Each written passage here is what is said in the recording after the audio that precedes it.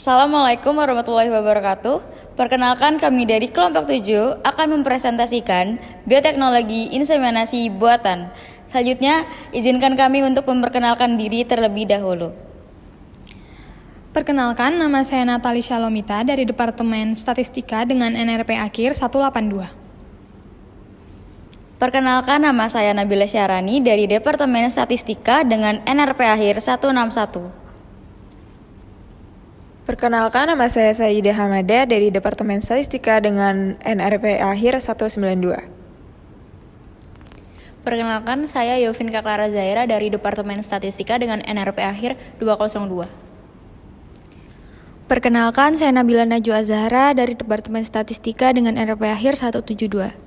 Yang pertama, saya akan menjelaskan mengenai apa itu bioteknologi inseminasi buatan.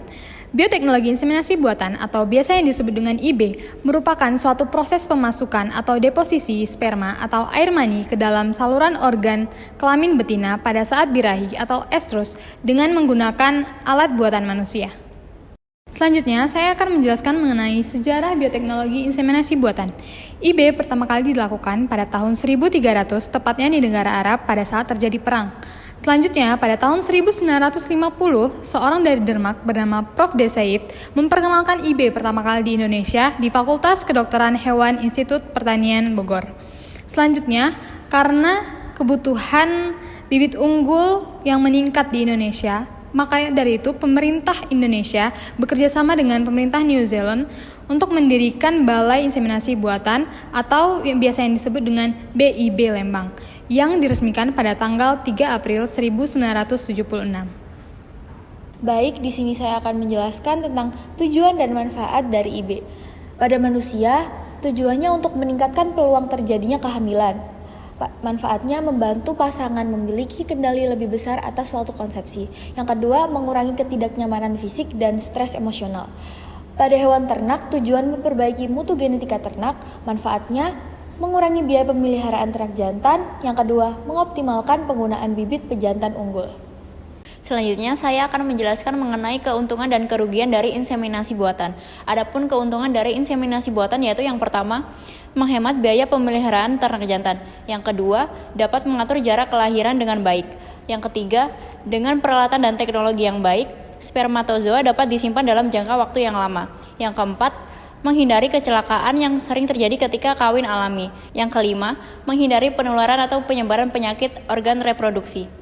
Adapun kerugian dari inseminasi buatan yaitu yang pertama, tidak akan terjadi kebuntingan apabila identifikasi birahi atau esterus dan pelaksanaan IB tidak tepat. Yang kedua, kesulitan dalam kelahiran atau distokia apabila penggunaan pejantan lebih besar dibandingkan dengan betina ukuran kecil. Yang ketiga, bisa terjadi kawin sedara atau inbreeding apabila menggunakan semen beku dari pejantan yang sama dalam jangka waktu yang lama. Dan yang terakhir, dapat menyebabkan menurunnya sifat-sifat genetik yang jelek apabila pejantan donor tidak dipantau sifat genetiknya dengan baik atau tidak melalui progenites. Baik, kali ini saya akan menjelaskan tentang contoh dari penerapan inseminasi buatan. Untuk kali ini kita mengambil contoh yaitu peternakan sapi dalam industri peternakan. Nah, para peternak menggunakan teknik ini untuk secara sistematis meningkatkan kualitas dari ternak mereka. Melalui seleksi semen dari pejantan unggul, mereka dapat memperoleh ternak dengan karakteristik yang mereka inginkan, yaitu diantaranya seperti pertumbuhan yang cepat, reproduksi susu yang tinggi, atau ketahanan terhadap penyakit. Selain itu, inseminasi buatan membantu mencegah penyebaran penyakit reproduksi yang mungkin terjadi pada perkawinan langsung, serta memudahkan proses reproduksi di daerah dengan keterbatasan pejantan berkualitas. Selanjutnya, saya akan menjelaskan proses inseminasi buatan pada sapi. Yang pertama, proses pertama itu penampungan semen. Penampungan semen ini dapat dilakukan 1-3 kali dalam seminggu, lalu harus terampil dalam menyiapkan alat penampung dan harus terampil dalam menampung semennya. Lalu untuk mengevaluasi kualitas semen, yang pertama itu kita harus mengevaluasi gerakan massa, motilitas, LD, dan konsentrasi. Lalu tahap selanjutnya ada tahap pengenceran dan pengawetan atau biasa disebut dengan chillment. Lalu proses yang kedua kita memerlukan waktu untuk inseminasi buatan. Kenapa kita memerlukan waktu? karena pada ternak ini harus dalam keadaan birahi. Nah, waktu yang sangat tepat itu untuk melakukan inseminasi buatan, yang pertama permulaan birahi dengan 44%, lalu pertengahan birahi dengan 82%, lalu dengan diakhiri birahi 75%. Lalu kita juga ada proses setelah sesudah birahi, yaitu yang pertama 6 jam sesudah birahi dengan persentase 62,5%, yang kedua 12 jam sesudah birahi yaitu dengan persentase 32,5%, yang ketiga 18 jam sesudah birahi dengan persentase 28%, dan yang terakhir 24 jam sesudah birahi dengan persentase 12%. Proses yang ketiga ini ada faktor-faktor yang menyebabkan rendahnya persentase kebuntingan. Yang pertama itu fertilasi dan kualitas mani yang bekunya itu jelek atau rendah. Yang kedua inseminatornya itu kurang terampil. Yang ketiga petani atau peternak kurang terampil untuk mendeteksi birahi.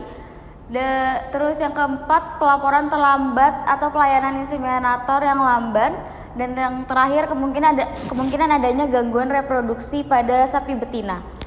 Lalu yang keempat ada proses untuk pengaplikasian hormon untuk menyetarakan birahi. Yang pertama kita harus melaksanakan penyuntikan hormon yang pertama. Lalu sapi tidak boleh dalam keadaan bunting. Dan terakhir kita akan menyuntikkan hormon yang kedua dengan selang 11 hari setelah penyuntikan hormon yang pertama. Untuk proses yang terakhir, ini ada prosedur untuk inseminasi buatan. Sebelum melaksanakan prosedur IB, maka semen itu harus dicairkan atau ditrawing terlebih dahulu. Lalu kita harus mengeluarkan semen beku dari nitrogen cair dan memasukkannya ke dalam air hangat atau meletakkannya di bawah air yang mengalir. Lalu untuk suhu trawing itu yang baik itu di 30 derajat Celcius. Jadi semen atau strawing itu harus dimasukkan ke dalam air dengan suhu 30 derajat Celcius selama 7-18 detik. Setelah ditrawing, straw harus dikeluarkan dari air dan kemudian dikeringkan oleh tisu. Kemudian straw dimasukkan ke dalam gun dan ujung yang mencuat dipotong dengan menggunakan gunting bersih. Setelah itu plastik sheet dimasukkan pada gun yang sudah berisi semen beku atau straw. Lalu kita harus mempersiapkan sapi dalam keadaan kandang dijepit dan ekor diikat. Lalu petugas inseminasi buatan harus memakai sarung tangan glove karena akan masuk ke dalam rektum. Nah, tangan petugas inseminasi buatan dimasukkan ke dalam rektum gunanya untuk menjangkau dan memegang leher rahim. Apabila rektum banyak kotoran, maka harus dikeluarkan terlebih dahulu. Lalu semen disuntikan atau disemprotkan pada badan uterus, yaitu pada badan yang disebut posisi keempat. Setelah semua prosedur tersebut dilaksanakan, maka keluarkanlah gun dari uterus dan serviks dengan perlahan-lahan. Sekian presentasi dari kelompok kami, kurang lebihnya mohon maaf. Terima kasih. Wassalamualaikum warahmatullahi wabarakatuh.